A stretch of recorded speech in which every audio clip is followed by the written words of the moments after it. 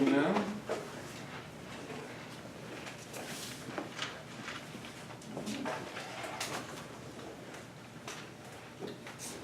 Everyone ready? Everyone's eating, distracting, drinking. All right. My name is Nathan Paisley, and my career on this speech is going to be about film editing. And a lot of people really think that film editing is really just not important to films at all. In fact, it's becoming bigger and bigger than it ever was before. For example, imagine your favorite scenes from a horror film with the simplest cuts. You can turn something that could be absolutely horrifying into something that's absolutely comedic. For example, one of the 1975 film Jaws.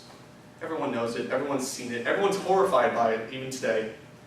But can you imagine what it would be like if the shark was just not even there in the scene whatsoever?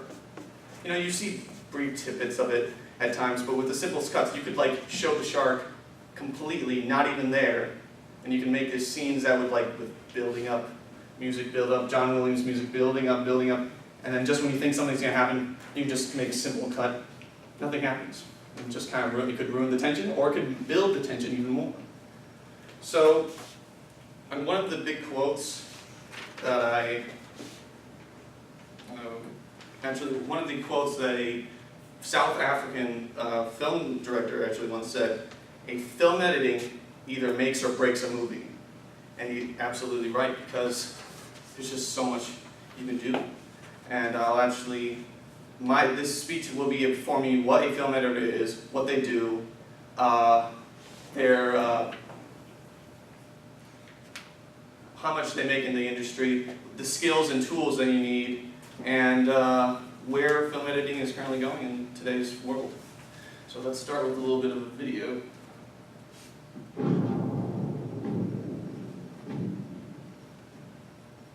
And I'll start off with the history of film, first of all. See, and going back to Jaws, the film editor of Jaws was named Verna Fields.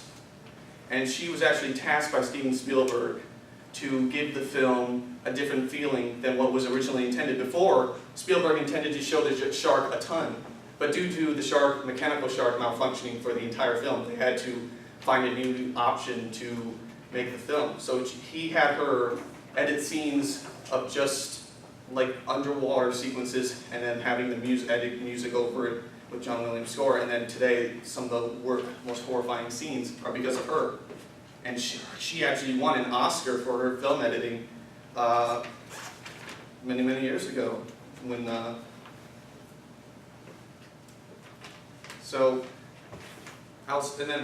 even before that, in the 1900s, the earliest filmmakers were afraid to edit their film shots together because they thought cutting one shot to another would confuse audiences.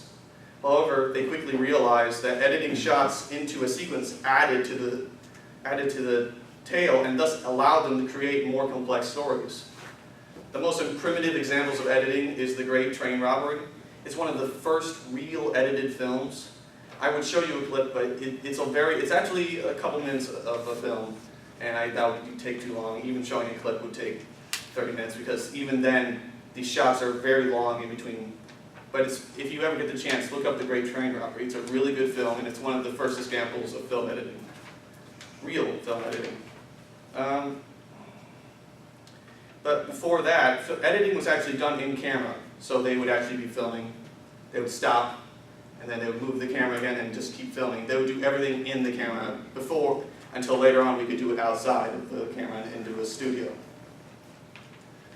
Some of the most influential people of film editing, who actually were not editors, were the Lumiere brothers, George Miles, Edwin S. Porter, and D.W. Griffith, who was actually one of the biggest people to film and editing. He actually was responsible for creating Birth of a Nation, which is still a very controversial film even today. It's probably one of the longest films ever done. It was one of the most expensive and one of the longest films ever created. But it was still such a great piece of art that is still being looked at today in film classes, especially with Del Jacobs' class. And then some of the most simple, but going back to, I'll go to the next part of the slide. And then I'll say, and the simplest definition of a film editor is that a film editor works with raw footage, they select the shots, and then combine them into a sequence. In the early 1900s, editing literally meant cutting the pieces of film into parts and then putting them into a projector which would combine everything together. Of course, however, over time, editing has evolved where we can, and slow processes have quickened with the arrival of computers. Yes? Oh, that's right. With the arrival of computers and various editing programs, this allowed editors more freedom without the worry of losing footage or destroying it.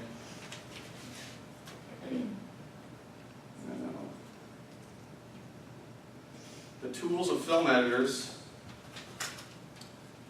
film editors need to be experienced in following skills and tools. They need desktop computers, they need digital video players, recorders, media control systems, video editors, video streaming, music editing software. That's pretty much everything on that guy's computer is like barely even half of what you need. Take it from me. I've been editing videos since 2007. So I've been editing for 8 years, and I still love it. I'm still going to continue to do it. And I'm actually I have a bit of a video that showcases a bit of my work. Here's actually a bit of an annual wage of video editors since 2012 to 2003. It's actually been increasing, and it's going to continue increasing because they're becoming more and more involved with films, and they're absolutely essential. And I actually will have an interview coming up. Here's a quick 30-second video.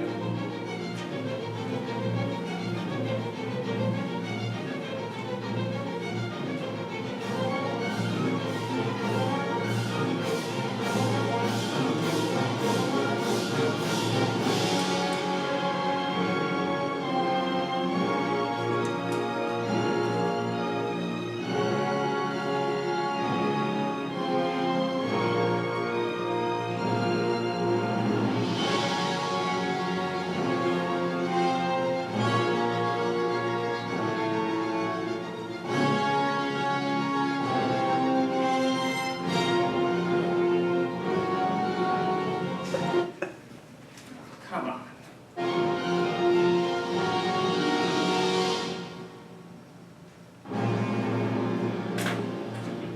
That's not the end, though. I also have an interview with David Beaton, who is actually a film editor, who's been a film editor since 1981. And here's one of the questions I asked him: what is the most difficult part about film editing? And he gave me a response. I recorded the entire interview. Here's a brief tidbit of what he told, and he's really inspirational. What is the most difficult part about film editing, in your opinion? Difficult part of film editing, I think, is having that internal clock. When you watch your piece when you finish and you realize it's not moving appropriately, it's not moving fast enough, or it's moving too slow, or it's moving too fast.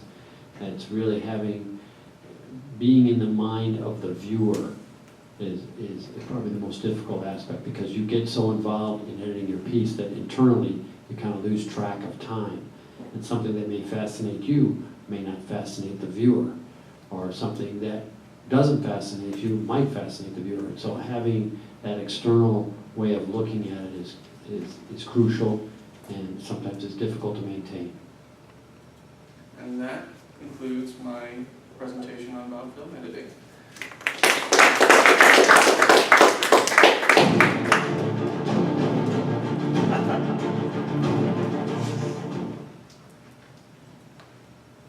No, I do not want to watch everything. Are you working on any projects right now? I am constantly working on projects. In fact, school is taking my time away from working on projects.